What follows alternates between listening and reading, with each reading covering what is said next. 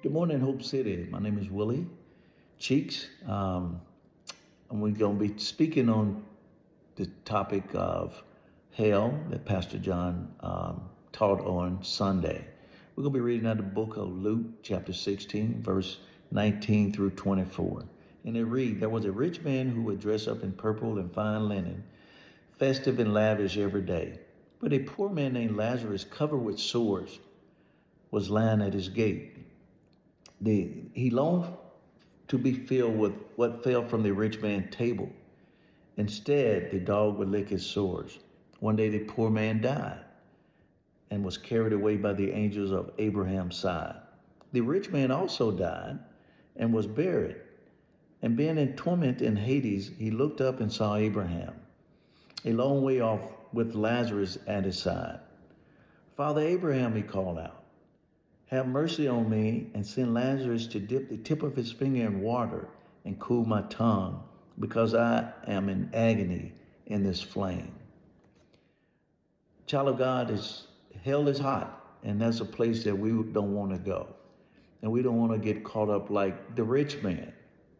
And that's why they say it's so hard for a rich person to get to heaven than it is for a poor person.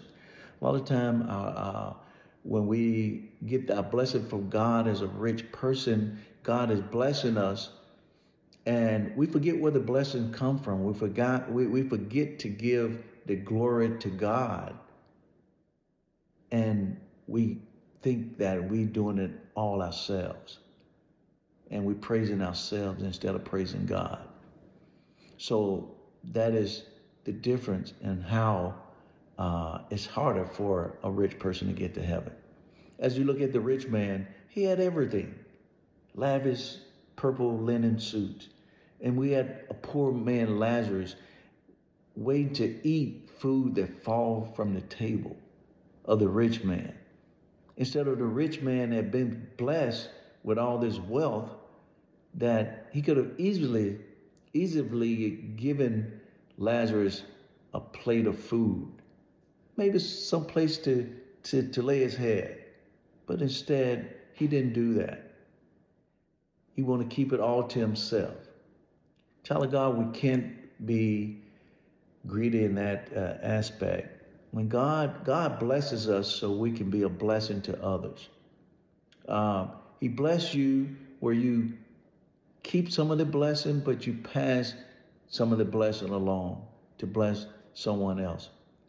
So we want to make sure that as we go through life and God blesses us, whatever that blessing look like, that we don't forget where it came from. And then we also want to make sure we bless someone else, because that's what we want to do at Hope City. We want to be a blessing for this community. We want to be a blessing for our congregation. We want to be a blessing for everyone in Surprise.